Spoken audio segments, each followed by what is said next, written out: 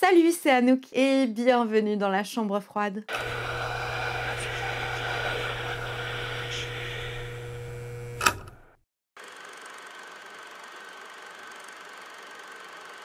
Dans ce format, on va se pencher plus sur les personnages de films d'horreur. Et pour cette vidéo, je vous ai sélectionné quelques personnages qui m'ont littéralement fait flipper. Ceux qui même me font encore flipper rien qu'à voir leur image. Pourtant, les personnages de cette liste ne sont pas tous dans des films qui m'ont fait le plus flipper. Mais ce qui est sûr, c'est que aucun d'entre eux, j'aimerais les croiser même de jour dans une foule. Alors bien sûr, nous n'aurons pas forcément les mêmes, mais mettez en commentaire les personnages de films d'horreur qui vous ont fait littéralement faire pipi dans votre culotte. Ah oui, puis évidemment, pour parler de certains d'entre eux, il va y avoir un peu de spoil. Mais vous inquiétez pas, comme d'hab, je préviens en avance et je donnerai un timecode. Et tu as bien compris que dans cette vidéo, on va bien sûr pas analyser les films, mais simplement juste savoir pourquoi je me fais caca dessus à chaque fois que je vois ou que je pense à ces personnages. Bon, allez, je me lance dans cette liste de l'enfer.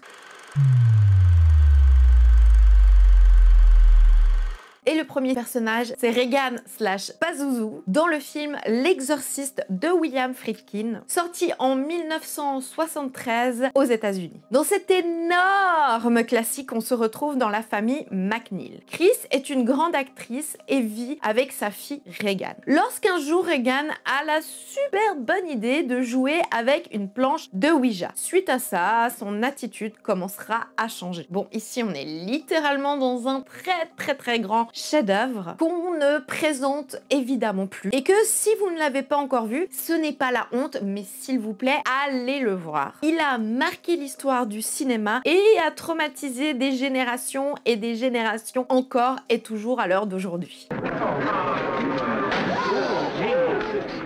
Il est du coup vraiment incontournable et intemporel. Mais parlons de Regan. Et attention, là, si tu l'as pas vu, ça va un tout petit peu spoiler. Donc si tu veux vraiment à rien savoir, on se retrouve à ce timecode-là. Alors bien sûr, je ne parle pas de cette Regan-là, jouée par Linda Blair, alors qu'elle n'avait seulement que 14 ans. Mais je te parle bien sûr de la Regan, qui est aussi jouée d'ailleurs par elle, possédée par le démon Pazuzu, avec sa tête qui restera gravée dans ton cerveau à tout jamais. Alors je ne l'ai pas découvert lors de sa sortie parce que tout bonnement je n'étais pas née, mais je ne l'ai pas non plus découvert toute jeune, je ne l'ai découvert qu'il y a seulement 6 ou 7 ans. Ouais, je sais, ne me jugez pas, mais en vrai, j'appréhendais réellement et j'avais vraiment la trouille de le regarder. Et bien sûr, j'ai eu peur, mais heureusement, je n'ai pas été autant traumatisée que plein de personnes qui l'ont découvert beaucoup trop jeune. Le personnage de Regan possédé est terrifiant. Son apparence, sa voix et ce qu'elle fait, tout me fout les boules. J'avoue qu'il y a une scène particulière qui, même encore aujourd'hui, alors que je l'ai vue une dizaine de fois, me rend ultra mal. C'est une scène d'ailleurs qui n'existe pas dans la toute première version. C'est celle où elle descend les escaliers en arrière. Et ouais, regarde ça, ouais, c'est horrible. Oh mon Dieu, mais à chaque fois, mais c'est l'enfer de regarder cette scène. Bref, une figure mythique et terrifiante du cinéma qui ne me laissera jamais indifférente.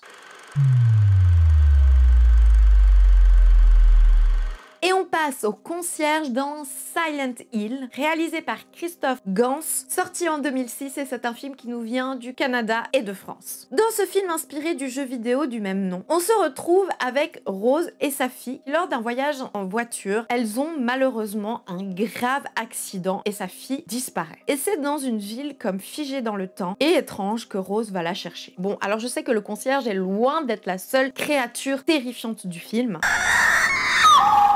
et qu'il est littéralement que 2 minutes à l'écran. Mais je peux vous dire que ces 2 minutes m'ont suffi pour me graver ce personnage dans la mémoire à tout jamais. Alors là, je vais parler de la scène où le personnage du concierge se trouve. Elle ne dévoile absolument rien de l'intrigue du film, mais si tu veux vraiment pas savoir, on se retrouve à ce timecode-là. Bon, on en parle de cette scène terrifiante dans les toilettes. Je me chie dessus à chaque fois. Alors oui, aussi parce qu'elle se passe dans des toilettes publiques et que je trouve que c'est un lieu tout à fait terrifiant, et aussi parce qu'elle commence à se transformer de manière si angoissante, mais surtout pour ce putain de gars qui sort d'une de ses cabines. Ah mais l'enfer sur Terre. Il est dans cette liste bien sûr pour son apparence horrifique, mais surtout par sa façon de se mouvoir, d'avancer avec sa langue là. Oh mais tellement flippant.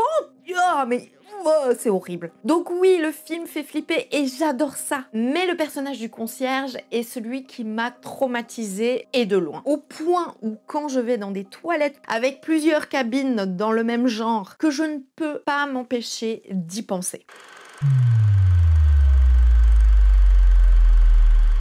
Et le prochain personnage, c'est la meuf dans le court-métrage Lights Out de David F. Sundberg, sorti en 2013 et qui nous vient de Suède. Ici, nous sommes, tu l'as compris, dans un court-métrage où une femme voit une ombre dans son couloir. Ah bah non, je n'en dirai pas plus. Bah oui, parce que qui dit court-métrage, si je t'explique plus, je t'explique tout en fait. Mais je peux t'assurer que c'est l'une des œuvres, voire l'œuvre la plus terrifiante, la plus efficace et la plus traumatisante que j'ai eu l'occasion de regarder dans ma vie. Au point de n'avoir jamais eu le courage de le revoir depuis sa découverte il y a plus de 10 ans. D'ailleurs, je crois que je suis reprête à passer le pas en live pour fêter les 500 abonnés sur cette plateforme. Et je vous avoue que j'ai pas du tout hâte, en vrai. Mais n'hésite pas à rejoindre la commu ou pas.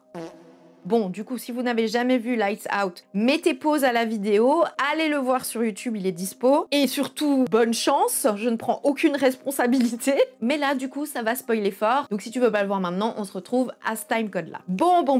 Alors, je vous jure que j'appréhende mais tellement le montage de cette vidéo, surtout pour cette partie-là, où je vais forcément devoir revoir certaines images. Je vous assure que pratiquement tous les soirs, tous les putains de soirs, je dois éteindre la lumière dans mon couloir et je ne peux pas m'empêcher d'avoir une pensée furtive, voire forte, pour ce personnage au fond du couloir. Une sensation tellement flippante, juste par cette ombre, là, au fond du couloir, tapis dans l'ombre. Et la suite est pas beaucoup mieux, parce que cette silhouette qui me hante s'approche de plus en plus. Et après coup, bon bah là, c'est bon, c'est l'arrêt cardiaque. J'ai toujours dit que je ne reverrai jamais ce court-métrage de ma vie. Mais je crois que je vais être obligée de passer le pas, je l'ai promis. Et puis qui sait, ça pourra peut-être désacraliser le truc, ou pas.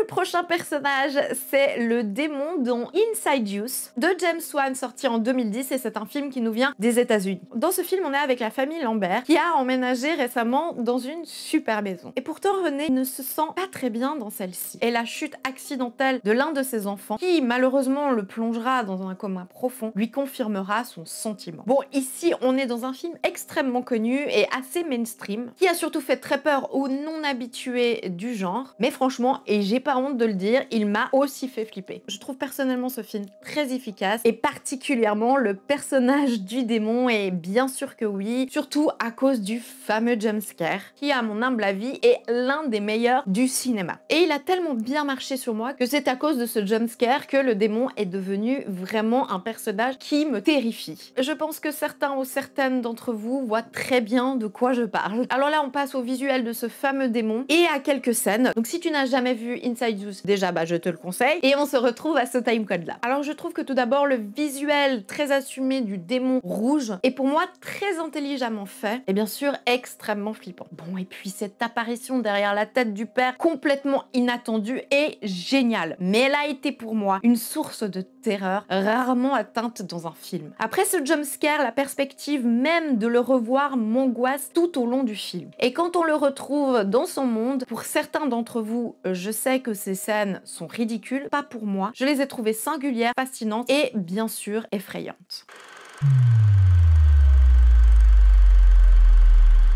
On passe au personnage de Madame Ganoush dans le film Drag Me to Hell de Sam Raimi, sorti en 2009, et c'est un film qui nous vient des États-Unis. Ici, on est avec Christine qui est responsable de prêts bancaires. Lorsqu'un jour, Madame Ganoush vient lui demander une prolongation d'hypothèque, Christine se doit de la refuser. Suite à cela, elle va vivre des choses terrifiantes. honte. Allez, celle-là, c'est un peu à moitié une blague, je l'avoue. Et d'ailleurs, c'est plutôt une scène précise où il y a Madame Ganouche qui me hante et que j'avais besoin d'exprimer dans cette vidéo. Du coup, elle a quand même sa petite place dans la liste. Tout d'abord, 2 petits mots sur le film qui est loin d'être le meilleur film de Sam Raimi, puisque, pour rappel, c'est quand même lui qui nous a offert les premiers Evil Dead. Mais Drag Me to Hell, il est quand même super sympa et hyper fun surtout. Du coup, si vous l'avez pas vu, idéal pour un dimanche popcorn. Je vais pas m'étaler sur le personnage, mais si vous l'avez pas vu et que vous voulez vraiment rien savoir, on se retrouve à ce timecode là. Bon, déjà, madame, s'il vous plaît, calmez-vous, en fait. Madame Ganouche a des transformations physiques pas incroyablement sympatoches, plutôt flippantes, et qui, pour ma part, a bien fait son petit effet. Mais j'avoue que c'est cette scène-là que je peux pas. Elle me rend tellement mal. Celle-là, là, maintenant. Mais qu'est-ce que vous faites, madame? Mais quoi? Mais arrêtez, madame! Pourquoi vous faites ça? Mais non, mais... Oh, c'est l'enfer! Quelle horreur! Je peux vous dire qu'à cause de cette scène, je regarde évidemment à chaque fois sur la banquette arrière s'il n'y a pas quelqu'un. Et pour le dernier personnage, et non des moindres, j'ai choisi The Moonlight Man dans le film Jessie de Mike Flanagan, sorti en 2017, et c'est un film qui nous vient des États-Unis. Ici, nous sommes avec Jessie et Gérald, un couple qui décide de partir dans leur maison de campagne. Et pour pimenter leur vie sexuelle, ils vont faire un petit jeu olé olé qui ne va malheureusement pas se passer comme prévu. Alors... on finit, je crois, en tout cas à ce jour, avec ce qui a été le pire personnage pour moi. Et je pense qu'il restera à vie dans ma tête. En fait, je dirais qu'il est l'équivalent du traumatisme avec The Lighthouse, mais en long métrage. D'ailleurs, je me rends compte qu'il y a pas mal de similitudes. Je crois que le pire pour moi, c'est quand même... les gens tapis dans l'ombre, les yeux qui brillent et les corps désarticulés. Et les changements de tête soudains aussi, ça c'est horrible. Bref, en tout cas, je n'ai jamais pu le revoir et je crois que jamais je le reverrai. Et le pire, c'est qu'en plus, c'est pas un chef-d'œuvre non plus. Alors c'est loin d'être un mauvais film, mais je trouve que c'est pas non plus une œuvre indispensable du cinéma d'horreur et de genre. Mais en vrai, qui suis-je pour dire ça? Et en même temps, de m'avoir procuré en le regardant et à chaque fois que j'y pense, une peur si profonde avec ce personnage, bah j'avoue que c'est quand même en fait une putain de prouesse. Donc bon, si tu ne l'as pas vu, là, je te conseille de skipper parce que je vais quand même un peu spoiler, on se retrouve à ce timecode là. Donc, je vais vous expliquer pourquoi The Moonlight Man m'a vraiment traumatisée. C'est simplement par le fait qu'il soit là, dans le coin de la pièce, dans l'ombre, à regarder Jessie bloquée, sans savoir ce qu'il est et ce qu'il veut. Oh, et le jumpscare des pieds. Non mais là, c'est trop, gars. C'est stop, non, non, arrête. Oh putain. Oh non, c'est horrible. Et malgré une fin qui pourrait dédramatiser tout ça, m'a encore plus ancrée dans le trauma. Franchement, j'ai l'impression d'être la seule à avoir vécu aussi mal ce film. Et j'arrive pas à savoir pourquoi il m'a fait autant peur. Donc si l'un ou l'une d'entre vous a aussi été traumatisé par Jessie, s'il vous plaît, dites-le moi en commentaire. Comme ça, j'aurai l'impression d'être moins seule. Bon, voilà, c'est tout pour cette vidéo qui a été ultra flippante à écrire, à tourner et sûrement qu'il le sera à monter. Et en même temps, c'est fou parce que je suis quand même attirée et que j'ai envie de ressentir ça. Peut-être à méditer. En tout cas, j'espère qu'elle vous a plu et surtout n'oubliez pas de me dire en commentaire vos personnages de films d'horreur qui vous ont traumatisé, terrifié, tout ça. J'ai franchement trop hâte de découvrir. Et bien sûr, vous connaissez la chanson pour me soutenir. La chanson pour me soutenir. Je fais le robot. Abonne-toi, merci beaucoup. Mais surtout, n'oublie jamais de te méfier des miroirs. Ciao!